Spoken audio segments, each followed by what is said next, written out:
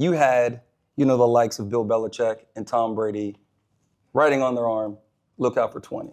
Now, what does that mean when you hear one of the best quarterbacks of all time that they prep just for you in the game?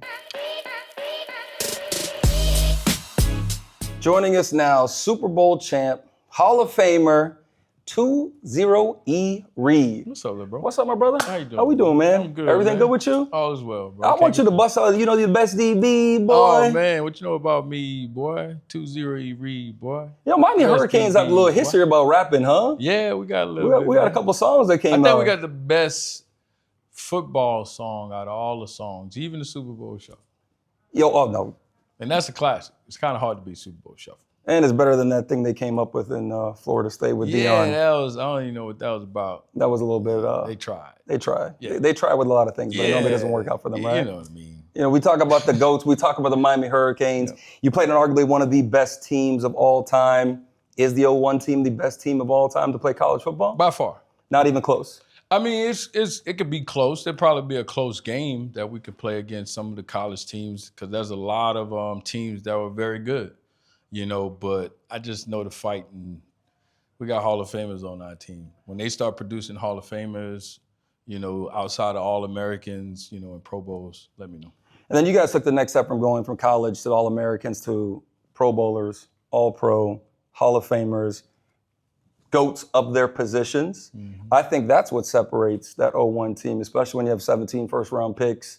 You guys kind of got screwed in 2000, but that's the computer system for you, right? Yeah, I mean, that kind of fueled the fire. Yeah. I think that team was actually really doggone good, too, that 2001 team, But that was the team that kind of paved the way. Even the guys before that, like when Edrin was there, it was just paving the way. And it was more or less just us getting back to who we were.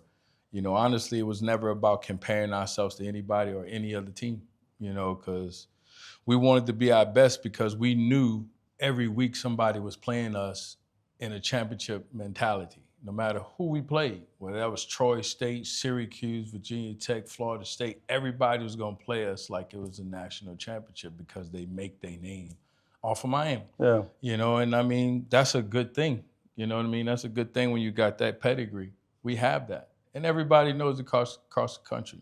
You know what I mean? It's kind of changed now with the landscape of NIL and money and all that, but Miami football, is well and live. Speaking of NIL, you're in the coaching world and you've done the college coaching, you're in the high school coaching. Mm-hmm. How has that changed the game when it comes to not only college football, but high school, where we know so much of the greats that came through Miami were hungry, dogs, sweated, blood.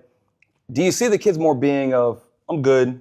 Or do you still see those kids where you look at it and say, that dude's going to make it? Yeah, you're going to have that. Like, I think the masses know that, there's a big pool of players that plays football, and everybody's not going to make it. You know what I mean? It's almost like share the wealth thing too, right? Because the money kicks all the way back and guys could get millions of dollars in college, and if they're financially, savvy, sort of saying educated, they could, invest that money and do right by it and, do something good with their family and not have to go play the pros, you know what I mean? But there's a lot of kids that are still hungry to play the game, you know what I mean? And with the mentality that we had, the old school hungry mentality still, because they just love football. You still have those players out there, but the money aspect, kind of waters it down to some people. Some people can't get out of their own way when it comes to finances. Some people just play for the money. Yeah. And they get a little bit. And that'll be enough. That comfortableness, that complacency is set in. The ego starts to get you. You're good. You know what I mean? So that part is there. And I think the great league kind of knows that, and they know everybody not going to make it anyway. So it's going to weed guys out. It filters guys. And it also it don't change the game because you said change the game. It changed the mentality of people. You threw money in the aspect of it on all levels. So, like even the training, you got people dragging their kids around all summer to all these camps, right? I'm a coach. I'm an offensive coordinator in Georgia, And a bunch of my kids always going to camp, so we're not working together. We're not getting that summer workout like we Yeah. used to get in together as a team. So I tell them, because I've been there, and going there can't tell been there how to get there. So I'm telling them how they can get there. How you get there is performing in between those lines. You perform in between those lines is what they're going to see. You can go to all the camps you want and they can throw a star on you, but when you get in between those lines, are you a football player now? And a lot of them go to the camps, but they don't show up on Fridays and Saturdays. You know what I mean? So all the camp going and all that, it's a little BS to me because I played multiple sports too.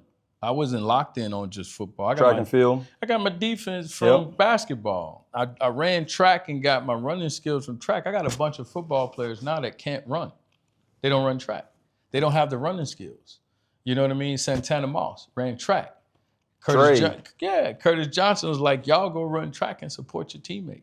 You know what I mean? Like, that's what we was about. But we all did it in high school. Reggie Wayne and us, Andre Johnson, Najee Dad. All of us ran track in high school too. Guys played multiple sports. Those are the guys you want, but the game has changed. The landscape of sports has changed.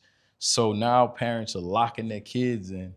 He gonna do this, he gonna do that. Well, what if he's a football player like Allen Iverson was? He just played football to get his toughness. Yep. You know what I mean? So that's what they lose out on, I think. You know what I mean? I'm glad my son likes to go play basketball, hit baseballs and stuff like that. Do some more things. Okay, well, we won't say change the game, but some will say you were a game changer. You had, the likes of Bill Belichick and Tom Brady writing on their arm, look out for 20. Now, what does that mean when you hear one of the best quarterbacks of all time that they prep just for you in the game? That's a great question, man. They call him the GOAT, right? Call him the GOAT? So I guess I am a GOAT herder. You're a GOAT herder? Right? He writing my name on his call sheet on his wrist. How many other players had him do that? How many players did he do that for? If he's the guy. Like, he's the guy. So what that make me? But anyway, I'm not going to get into all that. Man, I appreciate Belichick and Brady, like, studying me like that because I studied them like that. You know what I mean? Like, I studied them to a T. They were some of the best to go against, and they pushed the envelope on the football field of your knowledge of the game. So I love going against them, man. I appreciate that, though. That's what you wanted, going against the best. Playing against Patriots, the Colts, Pittsburgh, teams like that, man. They brought the best out of you. This is probably going to be a dumb question because I don't think there's a quarterback you haven't picked off, but is there a quarterback that you didn't pick off in your time that you wanted to? Brett Favre. Brett Favre. Yep. I dropped 5 of his picks. I actually dropped 5 interceptions in one game. In one game? Yep.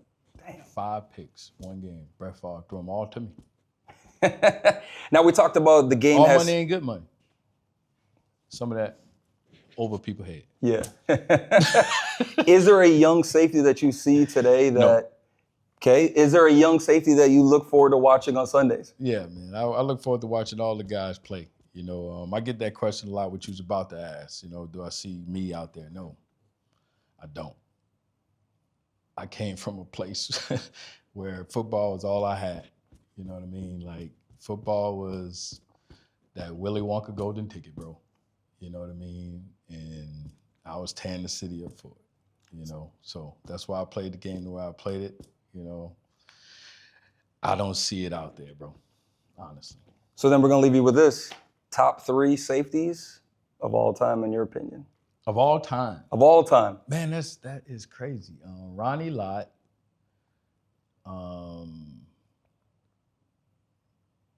My guy who went into the Pro Football Hall of Fame with me, Johnny Robinson. If I'm not mistaken, that's his name. I could be shooting a blank. I played football. And that third one is tough, man, because there's so many guys. One of my favorites, like Kenny Easley, man. Yeah, I'm gonna go old school. I ain't putting myself in there. Well, you're the GOAT herder, so you can't even be in the top 3, right? You're already at the top. Yeah, I mean, Troy. I'm gonna put Troy. Okay. Troy Polamalu. So for you young guys out there, YouTube, all those 3 names that he said, old school players, go catch up on what There's a GOATs bunch consider more. greats. There's a bunch more, man. There's a bunch more, bro. For real. My guy who played with Ray Nitschke, Green Bay back in the day, I can't think his name. So many old school guys, bro. Like, that's what we need to do is like history check. Because a lot of those guys got like 70, 80 picks, bro. Yeah. But that's all they were doing, just throwing the ball up. Like, the game would be different. Yeah, because then you guys were playing more run heavy. Now all of a sudden it's pass heavy. Yeah. I would say you'd probably have 100 and something now if you played in this era. Technology, movements, like, you know, they weren't doing yoga. They didn't have, you know, extra IVs. And they just didn't have the equipment and stuff we did to heal and stuff. Like, those guys were smoking cigarettes on the sideline, bro. Drinking. They were going hard, bro. They had no helmets. Like, I grew up playing football like that with no helmet and shit like that. Like, yeah, them guys were different, you know? That's why they were all beat up. Think about it. You see those old guys like Earl Campbell, they all beat up, man, because they didn't have the equipment. They didn't have the protection, you know? So that's why some of that PA money need to be going to them, not the young guys. Well, unfortunately, NFPA guy is too busy visiting some local Miami spots, but yeah, I mean, you know, maybe the new guy will help you guys out. That's a smokescreen. You really think he was in Tootsie's? You think that's why he got out of there? But that's just me. But 8 hours, man, impressive. He wasn't in there. Even if he wasn't there for 8 hours, that's not why he got kicked out of the PA. And I don't know the reason why, but strip club ain't gonna be it. No, because it's been happening for 100 years. That's right. Everybody do something, man. They spare time. All y'all. So one of the best motivational speeches of all time. I'm hurt, dog. Don't ask me if I'm all right. Hell no. Joaquin said dominate, and we not doing it. I'm putting my heart in this dog. Let's go, man. Let's go, baby. Let's go. Obviously the best in Kane's history. I'm hurt, dog. Hey, man, don't ask me if I'm hurt.